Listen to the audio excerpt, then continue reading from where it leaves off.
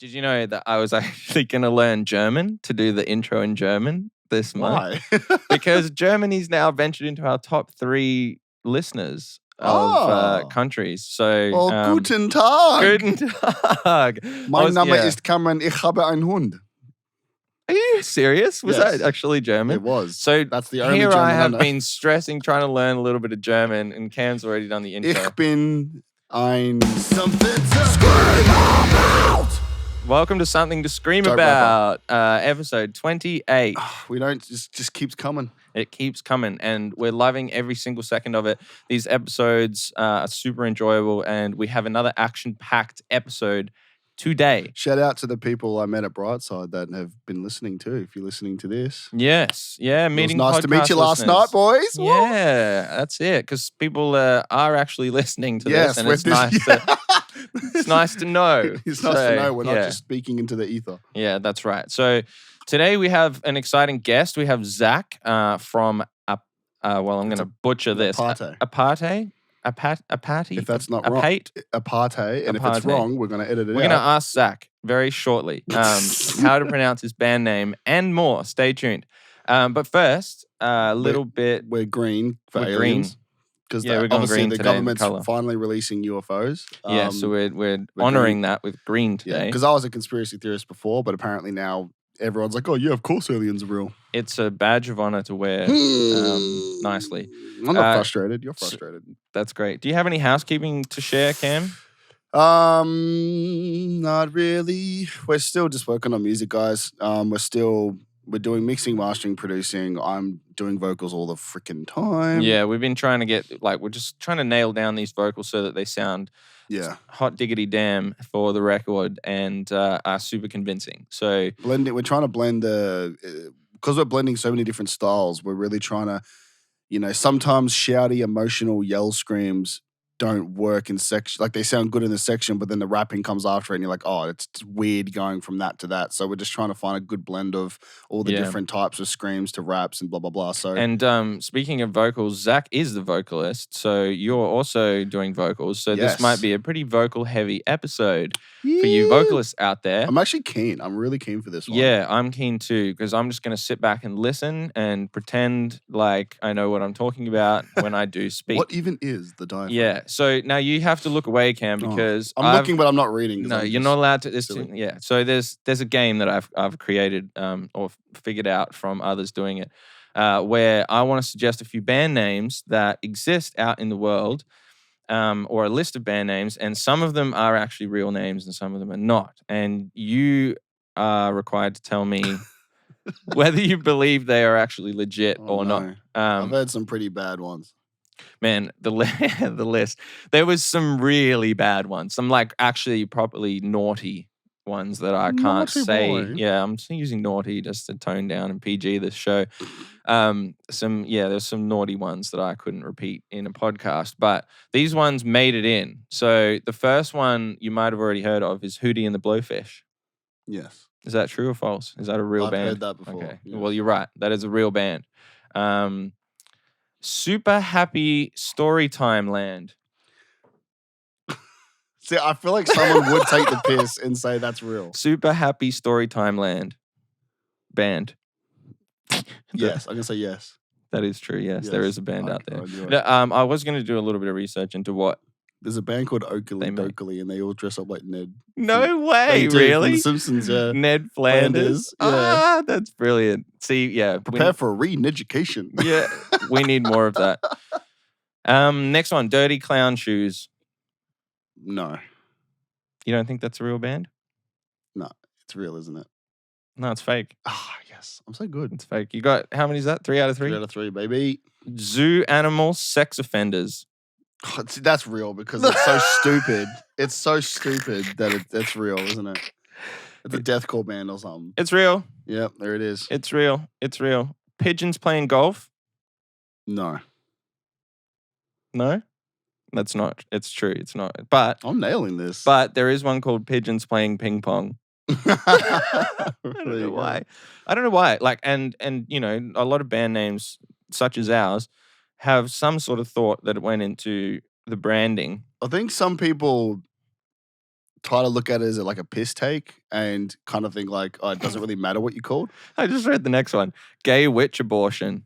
Oh, yeah, it's real. Okay, wow. You're really good at this. I don't know. I just know. We butter our bread with butter.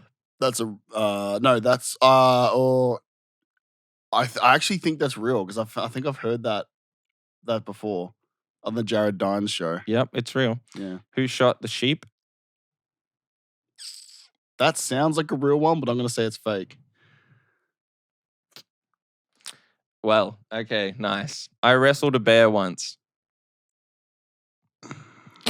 Fucking Jesus Christ. I wrestled a bear once. Band.com. I'm going to say yes.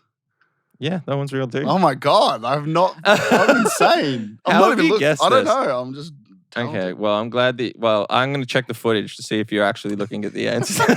I'm going to go. Yeah, I'm checking it. Nobody's that smart. But I wanted to talk about a couple of things, like because of these band names, like they are quite ridiculous and they're out there, and it's just it's something where you go, whoa, like that's instantly a standout point. I was thinking, like, what other things make you a standout artist or figure within a band? For me personally, it makes me not want to listen to them. That's just me. Like, if it's silly, if it's silly, I'm just like, I'm like, okay, like I don't know. But I'm a little bit of a stickler for like, I'm very passionate about music, and I hate music that takes the piss, like where it's like a joke. Like some people think it's good. Like I like a lot of electric callboy stuff. I'm just not a fan of, even though they're fucking good. Good musicians, good screamers, good singers. But I'm just like the piss take. I can't get into it. Okay, I can appreciate it and appreciate the musical talent and the value, but for me, I'm like, ugh, like it just doesn't.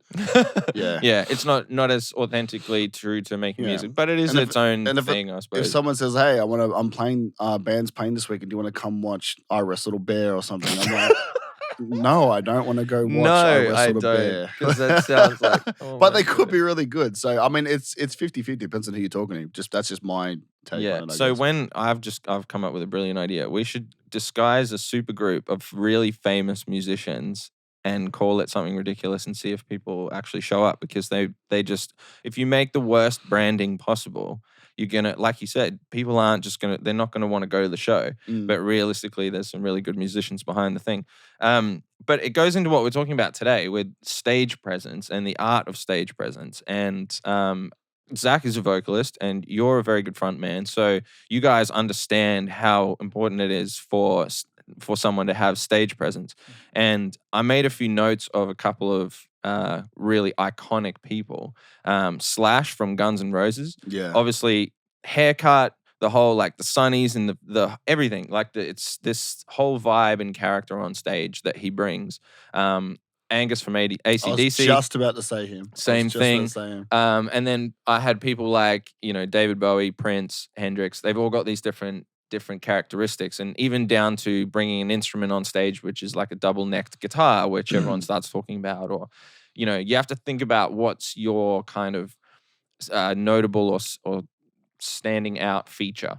I think because that kind of it's kind of important. You don't have to go all the way to wearing masks and things like Sleep Token and painting your face like David Bowie or Kiss, but you can. There's no, it's like whatever you want to do creatively, I suppose. You just like whatever you're trying to express on stage that can accompany the music you're performing. Yeah, and I think it's also fun. Something that Nick taught me actually was, I sort of was talking about how when you go on stage and you get ready for the show and the show mindset, and he was talking about putting on their stage getup or their outfit, and he feels like he's like stepping into character before he goes out. So it's like in this mindset of being a character. Because he wears the mask, doesn't he? Yeah, yeah. Well, the bass player does. Yeah, a couple of them have masks and like the kind of hoods and stuff sometimes, and gloves and whatever. So they did it before COVID. See, they were onto it years ago.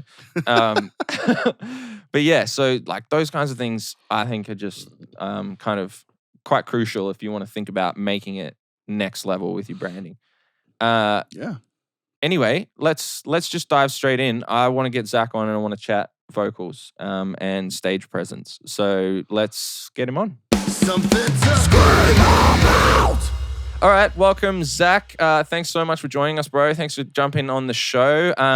Firstly, bro, welcome, and we really need to know how to pronounce your band name because I've been struggling with this. It's APATE, right? It's APATE, yeah. Yes! Good, bang on. APATE. Okay, dude, so that is the one brilliant. thing that everyone, like, I think it's a good and a bad thing. One thing, I kind of hate it, but at the same time, I'm like, gets people talking about it. Like, what is it? I don't know. So, double-edged sword. But APATE, which it means Greek goddess of deception. When we started as a band, back in late 2013. So it's been a while now. Woo. But our first show we played as Genesis. Obviously, I knew of Phil Collins, but Phil Collins Genesis didn't even click. And so we're like, we'll do Genesis. We'll start off as that. Yeah. And then we had written the Pandora's Box EP, and there was a song in that we had called APATE because APATE was released out of Pandora's Box, so it kind of fit. Yeah. Cool. And at the time, there was a lot of those really same name bands getting around, like all the ones like Structures and all the things with the S at the end and blah blah blah. Yeah, like stuff like that. Yeah, stuff like that. And I was just like, nah. Me as like a person, personally, I hate things that everyone else has, and I hate things that that's all the same. So I was like, let's just roll with APATE, and it kind of just stuck. It just stuck. It's good, man. It is good, and it looks good as a name. I think on paper, like nice and short and sweet with the A. The style of the type of writing you guys use too looks really cool. Was it called texture? It's like block text. I don't know. Something like that. I guess so. I think like a big part of us, like we love the aesthetic image of things. That's right. Yeah. So that's one thing that we always try to nail is the aesthetic. No, that's cool, man, and that ties in a lot with what we want to talk about today with you. Just quickly, can you tell us a little bit about what you guys are doing with shows and stuff? So you guys have been touring around recently? So we've been last year was probably our biggest year for touring. We did about 5 tours, I think, around Australia. Nice. Which was sick. 2 of them with Viart as well, which was really cool. That's awesome, really dope. Yeah. So like obviously we got signed to Human Warfare, and Andy owns Human Warfare Plus, does everything for Viart. So a foot in the door, plus like really good mates now. A bunch of fucking awesome dudes, loud as murder. Absolutely. I got nothing bad to say about those boys. They're all very genuine people. Yeah, nice. But yeah, touring wise, we were smashing it. Had a really, really good year last year, but we've taken a bit of a step back this year just to focus on writing new music, getting some content done. We played some shows here and there, but like, I'm tired of playing any like little local shows. I don't want to do it anymore. Like you guys are at that next level now, dude. What's the word? Evolving. Exactly. So like, we just like, no, we don't accept a whole lot of shows if they're local, because we're just like, no, we want to play good shows, and to keep going up, we'll only accept good shows. So I think our last show, we had a headliner 3 weeks ago. Was our last show with As Paradise Falls, and that was their first show back in ages. Had mixed feelings about it going into it, because one, being a headliner, there's a lot of responsibility if people don't show up.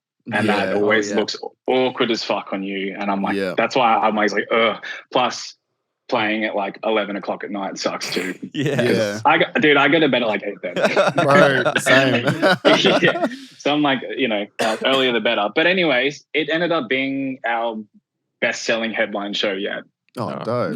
Which is sick, and also brings your vibe up too, and it reinforces what you're doing, so then you can just go again. It's always good to see the fruit of your hard labor, or whatever the terminology is. Once stuff starts paying off, once stuff starts paying off, man, like it's really awesome. It's so rewarding. Music can be a bitch, but it's so rewarding at the same time. You hit the nail on the head, dude. We were just talking about it off camera before, about just being out last night and people just come up and go, just saw the views. I'm like, oh my, yeah, like, oh my God. Like it's like, you know, we've done nothing. We've done absolutely nothing really in the industry yet, but just having anyone come up to you and notice you is just dope.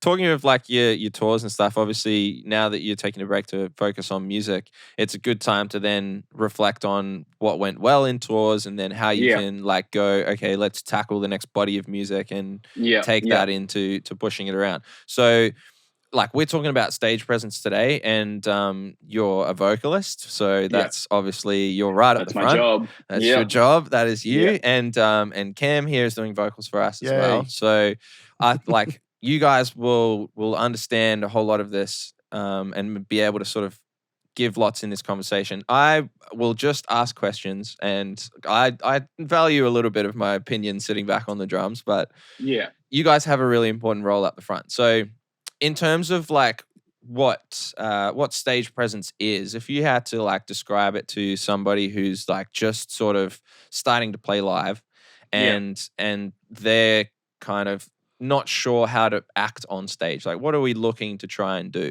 Yeah. Well, for one, you are the control. You are the lead. You have to remember that people are looking at you to know what to do. Like you're front and center. Second, like you either have charisma or you don't. It's one of those things. You're either charismatic or you're not, and it'll shine on stage, and people will know when you're charismatic. Yeah, that is true. Is there such thing as fake it till you make it with charismatic? I'd say to a point. It depends. It depends what kind of person you are. Me personally, in person, I'm a bit of an introvert. I'm a bit reserved. I don't talk a whole lot. So, and like the one common thing that people will say to me when they meet me beforehand and when I get up on stage, like, bro, I did not expect that to come out of your mouth. I did not expect you to move like that. And that's what I love about it. It's that Dr. Jekyll, Mr. Hyde thing, you know, it's a whole, my stage persona, I don't even know that dude. That's a whole different person to me. Yeah. But yeah, I don't know. Yeah, you can fake it till you make it. Definitely. You just got to be convincing. True, because like I did mention really briefly before that I was told that when Nick from North Lane goes on and puts his stage gear on, he told me it just feels like another character that he's going on, like a stage character. Yeah, and exactly. that helps him get into that mindset. So it's really interesting you back that up. So that allows you then to kind of sort of free yourself from any of these connections of who you were beforehand and just kind of go, I'm just going to, you know, let loose on stage and really just embrace, let the music flow through me. Exactly. It's pure expression of emotion when you're up there. You know, 100%, man. I couldn't agree more. And that for me is one of my biggest outlets of emotion, is getting up on stage and just like pushing that energy for people. Yeah, it's awesome. That's true. But how do you reckon you could like develop that kind of sort of emotional connection to the audience as well? Because like obviously, you know, you relate with the lyrics really well. Like you understand, you've written them or you know, you're singing them and you're really embodying what they mean. So how can you sort of translate that best through your stage presence to the audience? Are you like trying to really act it out, or are you trying to use your vocal techniques? Or I wouldn't say, for me it's not acting. For me it really is my emotion that you're seeing on stage. It is especially if you listen to the Rage record, a lot of that is about my life, and it's about my upbringing and things I've been through, some things that Caleb's been through as well. And for me, it's super personal to me, that record. It's like it was my catharsis on a lot of things that I had as a child that I haven't processed, and now it's kind of like it's a release. It's my energy. It's my sadness, my anger. You know, it's everything I felt through my childhood, through growing up, is portrayed on stage, because it's something you can't just release in person. I'm not an angry person. I don't hold resentment against people or anything. I'm a very calm, chill person. So, but that's what I love about going on stage, is that it's pure emotion, especially for our set anyway. That's when you see me perform, I'm not faking it. I'm not just trying to like put on a persona. Like that's a whole different side, you know? Yeah, I agree. That's more a sort of maybe theatrical side of it. where you're thinking like with a whole set plan and a whole like you know, this kind of thing. Maybe that's and there's I know a fair few bands, you know, they'll plan out the sets, plan out everything they say, blah blah blah, and I'm like, it's for sure. Like when you're playing probably massive shows, you have to do it sometimes. You got to repeat yourself and whatnot. But you know, for the shows we're playing, we don't have to do that. It's just pure emotion off my head, out of my body to everyone else, being like feel this. This is rage. Feel what I'm putting out there. Yeah, and you're right. As you've written it and felt it and lived through it, that's your authentic kind of raw emotion. So then people will feel that. Exactly, which makes, I think, translates on record as well. Like it makes all the biggest difference if it's something real that has happened to you. And I think all the best musicians have had like a fair bit of hardship in their life. Yep. Cam writes really good lyrics from all of the stuff that he's gone through. So like, I've had it. Yeah, we've all. I'm not. Fucking. I won't even get into it because I'll be here for hours. But I've had a shit laugh. Yeah. Likewise, man. Likewise. Yeah. So it's funny like how you say that because it's very true. Like some of the hardest things you go through can, for some reason, translates to music. I don't know how frequencies and vibrations express our emotions, but they do. There's some weird connection there, right? And I really like, you know, giving a fuck about what you say and the lyrics that you say. And saying something that means something. Like we're very much similar with the way we write. So yeah, it's awesome. Yeah, that's awesome, man. Yeah, cool. I wanted to maybe talk about how you balance like sort of audience interaction with your stage presence. So when you're, you know, performing a track, there's a lot that goes on into thinking about how to actually perform the track and to get the techniques going for your different screams and singing, whatever. So you've got to think about that, but then you've also got to think about connecting with the crowd and that kind of thing. Is that something that you struggle with? Is that hard to do? What sort of things are you thinking about? It can sometimes. I can struggle with like a good performance only because for me personally, it really depends on how the energy the crowd's giving you. I was just about to say that. And like if you're playing a show and you're hyped and you come on stage and it's just one of those nights where people just don't want to move. Yeah. Like you'd say anything to do anything and they just don't want to move. And it's like it's the awkward like. It's and it's the tough guy stance. Some people are probably enjoying it too. It's probably not even like it's just exactly. Personally, I'm one of those people. I'll stand there and I'll watch because I'm not a mosher. I like to just watch, and I like. Me either. I'm one of those dudes. I'm like, yeah, this is sick, but at the time, I'm probably he fucking hates this. What is But yeah, no, I completely get it. But as being the musicians, you want the energy from the crowd, and if I have energy, I'll fucking give you 1,000% energy back. And that is one thing that I struggle with and I try to overcome is really, it's feeling awkward when people don't want to do what you ask them to do. Yeah, if you have especially at the start of the set, this happens a lot with amateur shows and the lower and the smaller venues is that people are always very far back from the front and you always got to do that. Come forward, everyone come forward. All of us frontmen have to fucking tell people to come forward. And that's the thing, like if you come to any of our shows, that'll be the first thing I'll say is everyone get the fuck up the front. Like, and you've got to, that's the thing, you have to demand, you've got to be the big dog, bro. We're not background musicians here at a cafe. You've got to assault them with your words pretty much. But, and 98% of the time it works.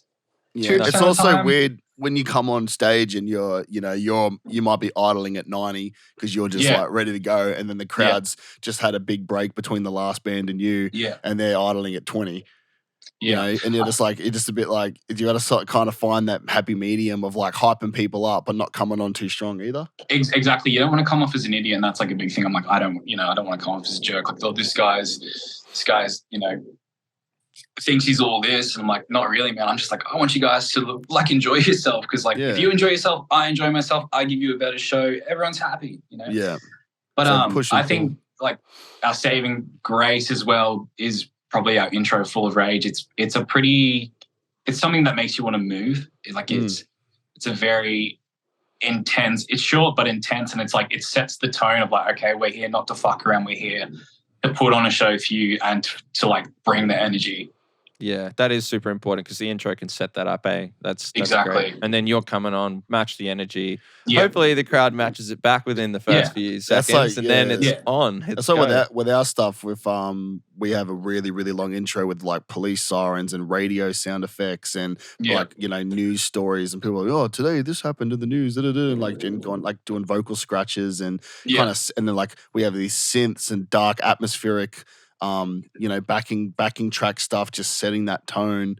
And the lights are usually dark and dim, and you sort of set that tone, and then it's like bang, you hit the first note, and that's when you start with the hype man voice. You have that good hype man voice, the bit of compression. Exactly. Let's go, everybody! Come on!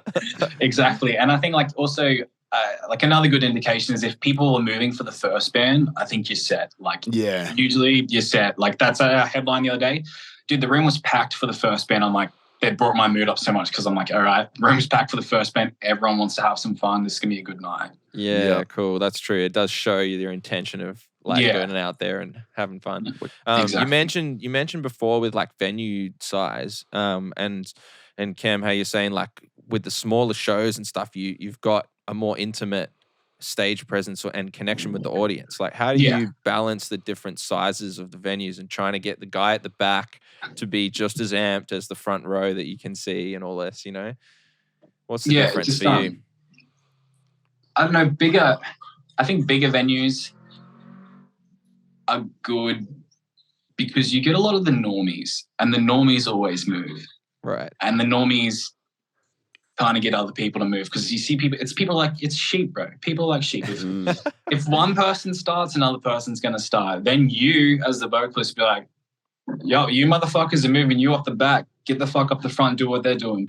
Like, it's one of those things. And that's what I like about, bigger venue shows is you get more of the normies, whereas smaller local shows is usually your posse crowds, your Brisbane scene crowds and all that stuff. But, which...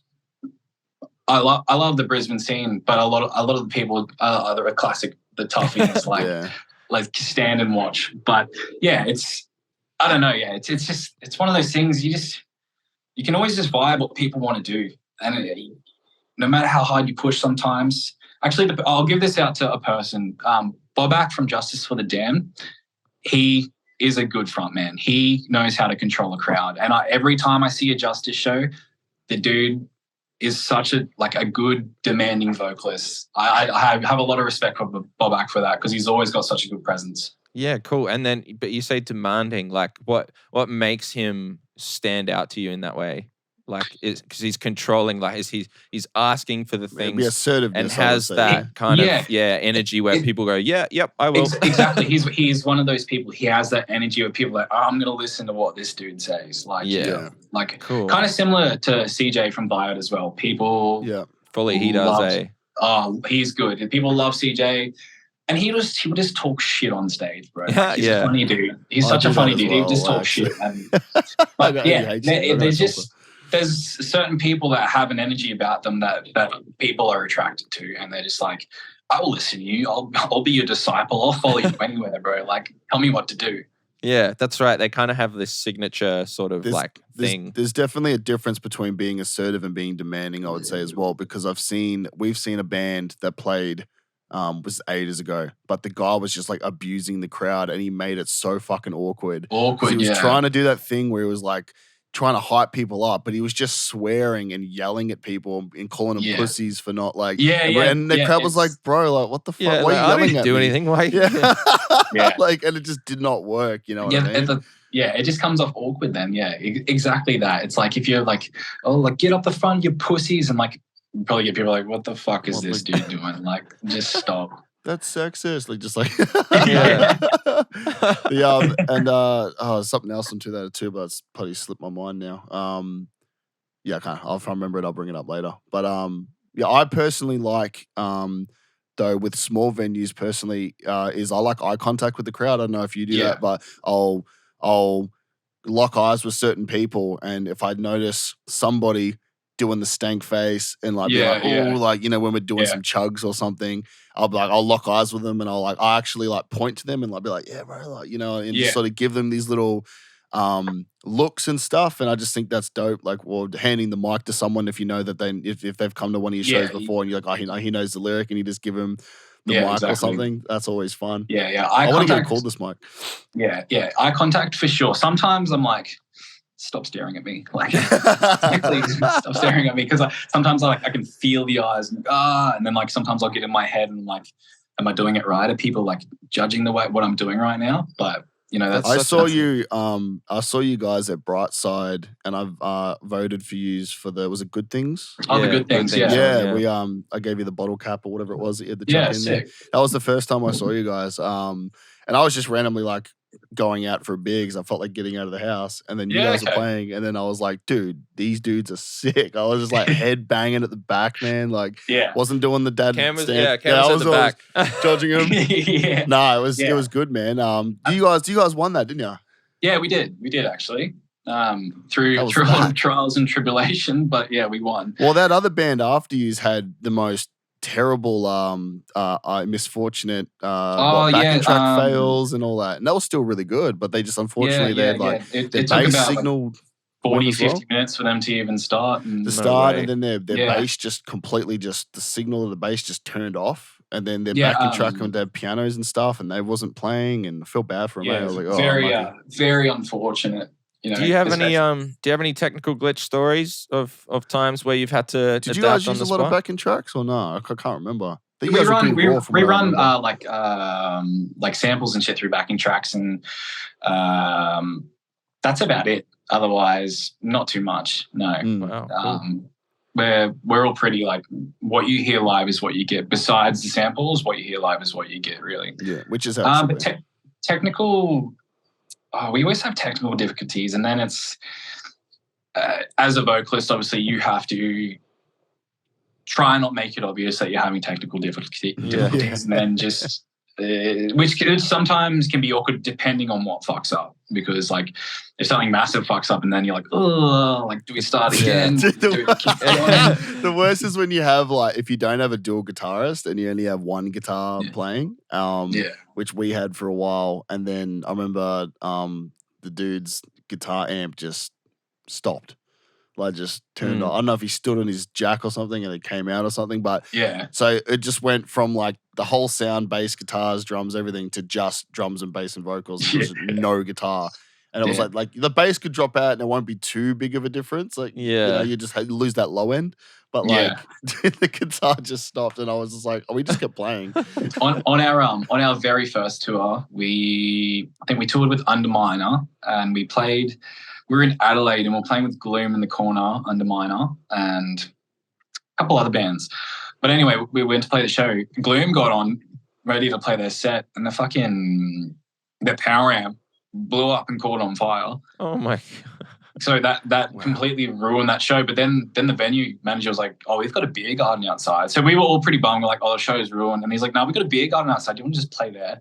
Yeah. So we all set up and started playing. And it was like still one of the funnest shows to this day, because everyone is on such a low when it happens, but is on such a high because like, well, fucking who cares? What else can happen now? So then the energy is just up, and then everyone's running on stage, jumping off, grabbing the mic, and having like, it was a really good show. Big boys show. So that's awesome. I live for those type of things. Sometimes, you know, it's a blessing in disguise when shit goes wrong, because you never know what good can come out of it. You have these raw moments of just like you see the human side of things. Sometimes a perfectly technical, planned out show with MIDI automation and everything. Yeah, that's all cool and stuff for like to watch on YouTube. But sometimes those are the moments where it's just, man. Yeah, that's it. So sometimes that's better. Raw emotion. Exactly. Like things that are raw and aren't perfect. Like, I don't know, there's a bit of fault to things. Like when you listen to records that have a bit of fault, kind of like when you listen to Deftones and stuff, they have like,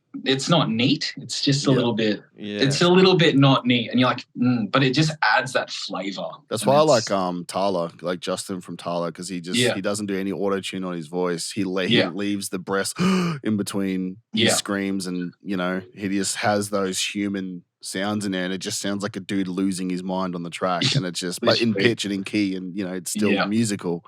Yeah, we should get him on the podcast soon. That's a good one. Do you have any vocal warm-ups and pre-show rituals that you do every single show?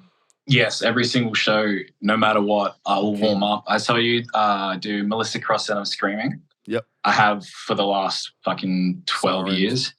So just like lots of scales. I'll do it for about 45 minutes.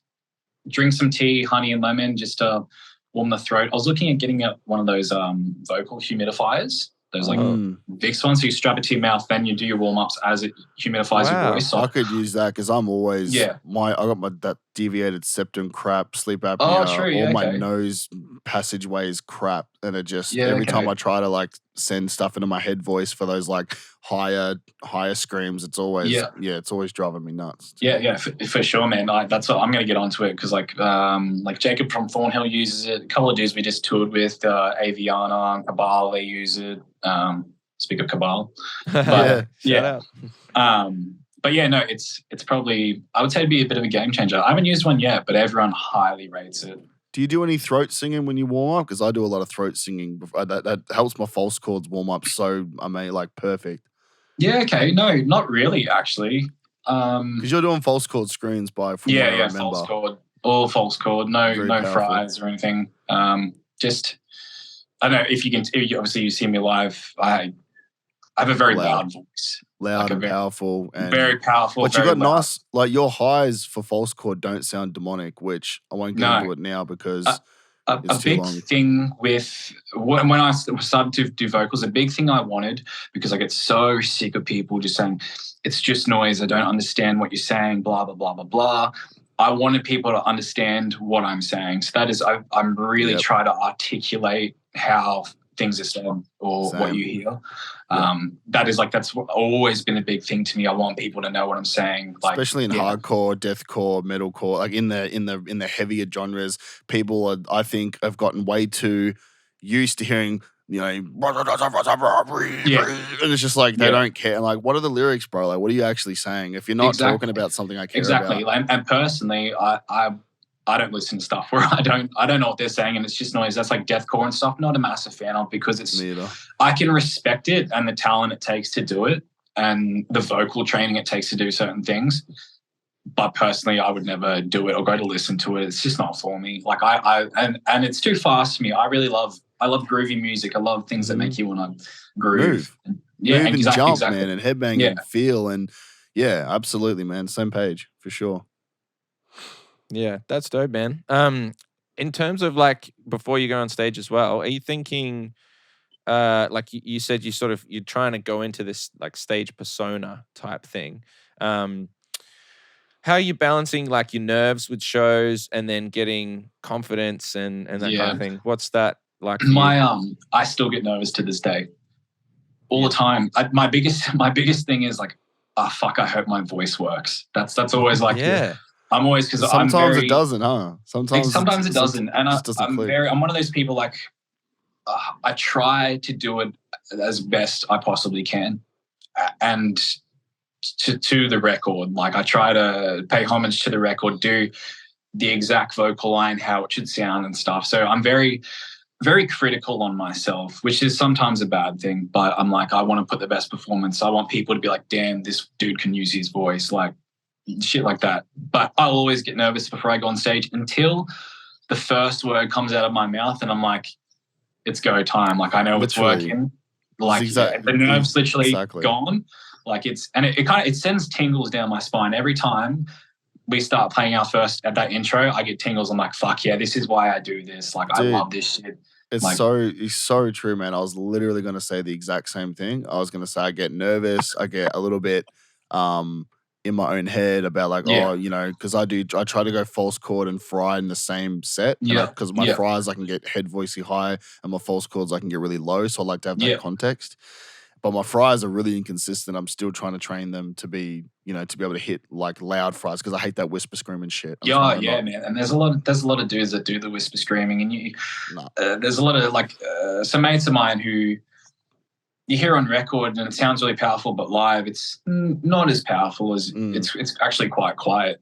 And I'm like, for me, like the mic and stuff. yeah. I couldn't do it for ice cream to save my life. Like I won't lie, like that's something I'm not trained in because I'm just like, I want to be loud, I want to be powerful, I want it to hit note every time. Like, yeah, I don't know. Yeah, you guys are very similar in that way. It's just like, you know, having the confidence in your voice and like your instrument is so different day to day, depending on your physical makeup and how you're feeling, what you've eaten and how you've slept and all of this. Like my snare drum's going to sound pretty damn close every single time, every day, no matter what day it is. So exactly. Yeah, you got to balance that.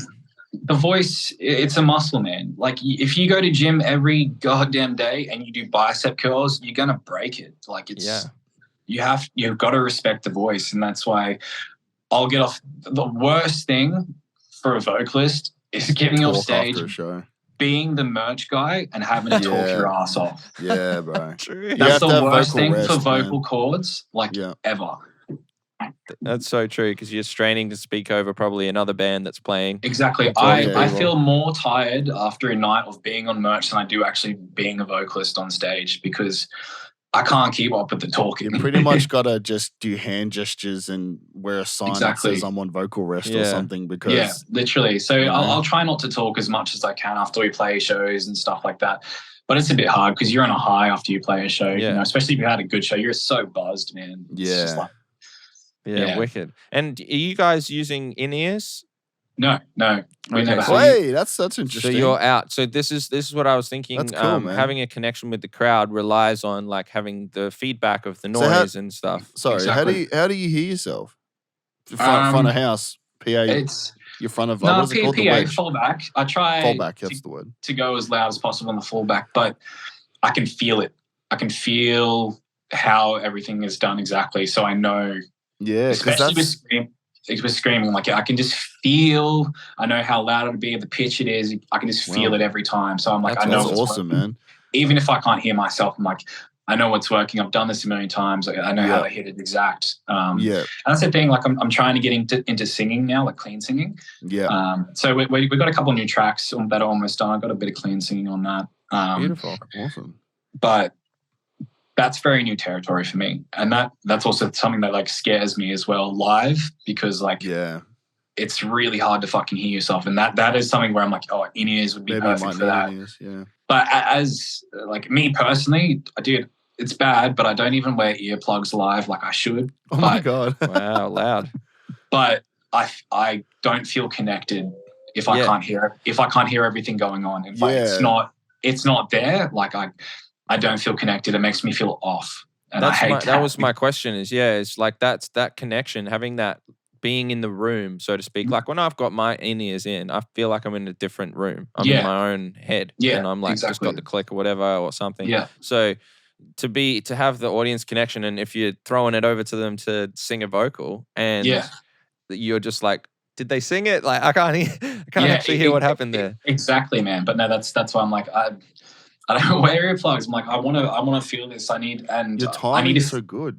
I need to feel my voice as well. Yeah, we try to nail timing, bro. It's like because like when I saw you live, man, like you guys were like the riffs were tight, the bass was tight, the drum kicks were tight, and your vocals, the syllable placement was correct. Like was fucking all good. So that's really impressive. Is anyone playing a click? Is the drummer got a click? Only Dave. Yeah, the drummer. Yeah. So that's cool. So you stay as long as you are all tight with the drums. That's good, man. That's awesome. We've got it pretty nailed down. Like, especially if you watch us live and the pauses. There's pauses in I think that's Palo Mortis, but it gives me tingles every time because it's just that like fucking 1 second of it goes quiet. Yeah, and it's all back on at the same time. Cymbal, hold everything. It's just like so perfectly timed. I love it every time. Like fuck yeah, like.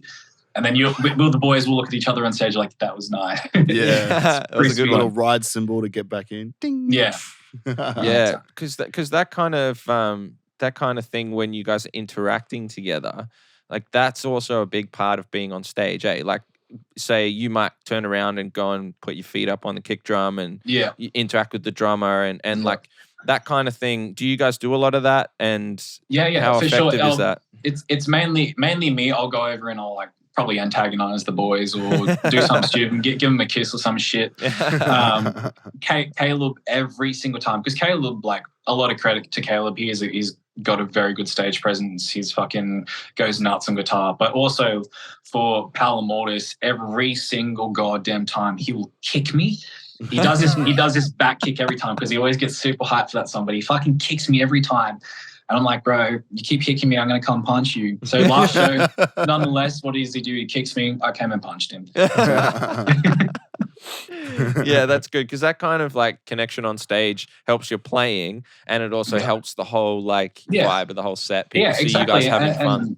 And people see that, you get along, you're having fun, you're enjoying yourself as a musician. You're not just there bored trying to put on a show for people. Like, I don't know, you got to a lot of the time think about how others perceive you, I guess.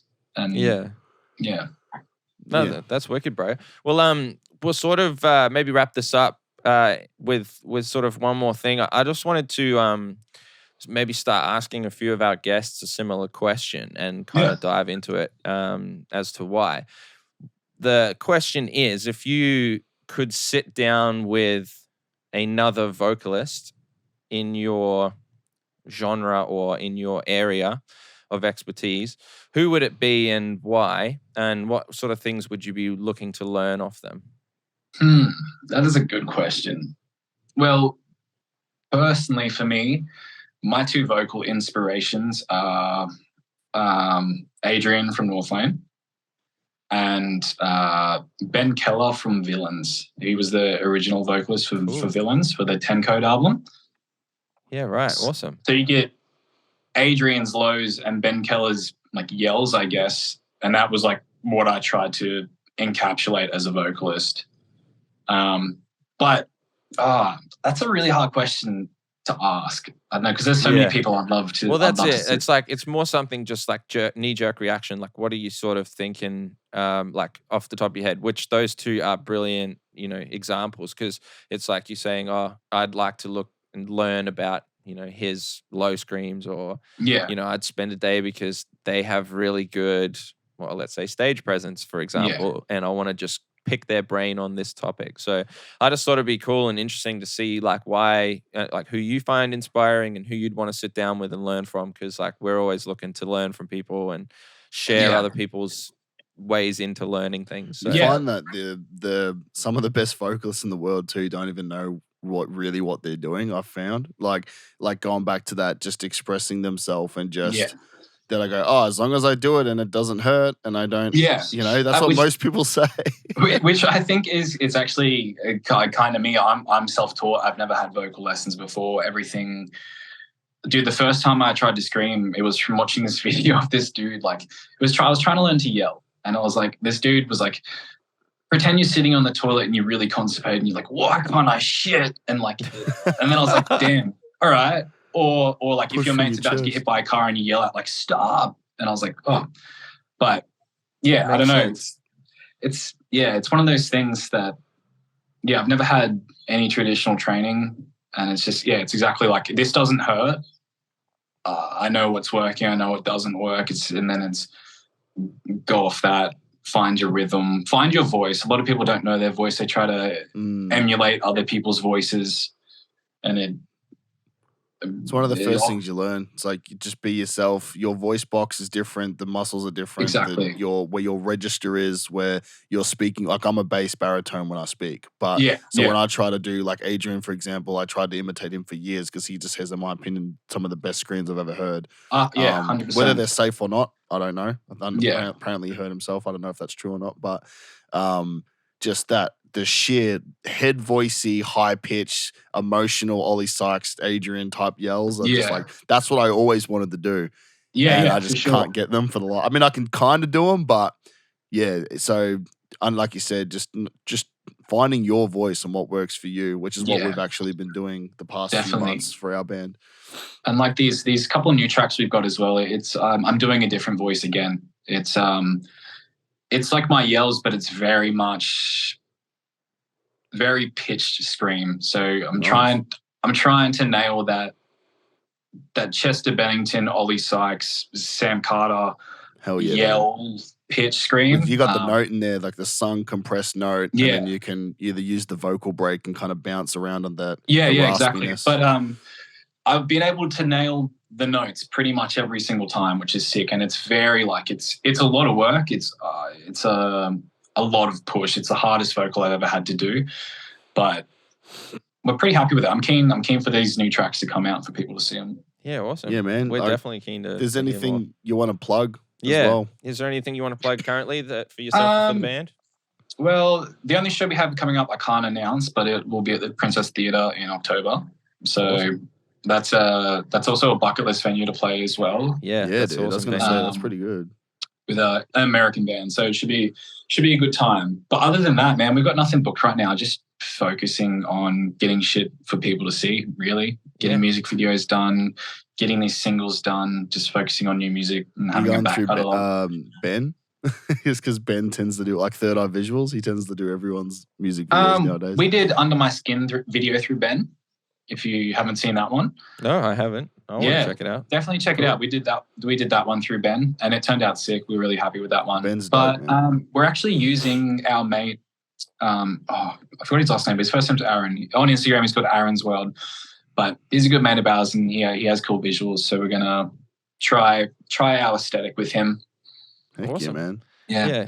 We'll be like a very, very grungy, very Marilyn Manson Tourniquet vibe style music video. Cool, dude. I'm pumped, man. We'll be listening for sure. So yeah, 100%. Yeah, you guys have definitely excited us this year. So yeah, bro. Like honestly, thank you very much for your time, for coming and sitting down and sharing stuff. Because we've been a big fan of yours and your bands for a little bit. So we just want to get you on to share your insights. And I reckon we could speak for ages. So maybe round 2 in the future sometime. Yeah, 100%. I'd be very keen on that. No, that's wicked. So yeah, thanks again, bro, and we'll chat again soon. Too easy, guys. Thanks for having me, eh? No worries. Thanks, bro. Easy. Peace, brothers. Peace. Something to scream about. So welcome back. That was a brilliant conversation. An absolute legend of a guy. We ended up having a little bit of a chat afterwards, and it's awesome. Just can't thank him enough for coming on. It's awesome seeing the human side of everybody, man. Like when we see bands play all the time, we're always like, they just seem like insane, and then you kind of just get to chat to them. You're like, they're just nice guys. Like, yeah, it's that was cool. a good thing to talk about. Yeah, man. So just to wrap up that whole conversation about sort of stage presence, it's a really key element to be bringing in and thinking about if you're a new up and coming band that is trying to make it and make a good live show. But at the same time, being yourself and not trying to be so robotic and planned. It's there's a bit of that. I need to be aware that I'm need a stage presence, that I'm the front man. I kind of am controlling the pacing of how much energy we're putting out. Like the songs will do that themselves, but you're a very good guiding of the pacing and the control and how much energy you're giving. That's such a good point and way of saying it, because he mentioned that like first up saying like, you're the control, like you are leading this thing. So you're like the conductor of the orchestra. If you come out like, get the fuck up, I'm like whoa, like, but if you say, get the fuck up 3 or 4 songs in, after you've, warmed people up a bit, then you're a bit like, oh yeah, I'm fucking ready. You know what I mean? Like, or after an intro, like Zakk said, like you've just sort of, you set it up so that you can come in like that. Set the tone and let people know like what kind of show is this going to be. But yeah, it is. And then you have your trials, tribulations. Sometimes we've all had it. Every band's probably had shows where people just kind of just stand there and they don't really look interested. Maybe they're not here to see your band, they're here to see another band. And again, even if they're enjoying it, sometimes you just kind of stand there and nod.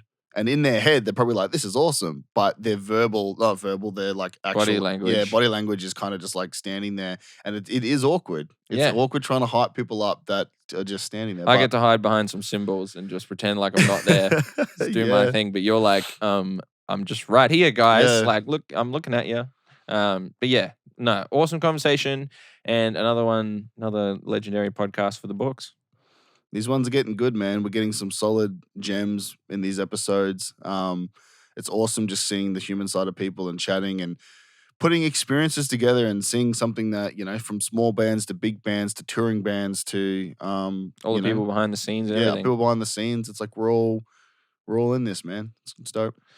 Sweet. Well, that's wraps things up for episode 28. Thank you very much for listening, watching, supporting. We'll see you again soon. Bye. Bye.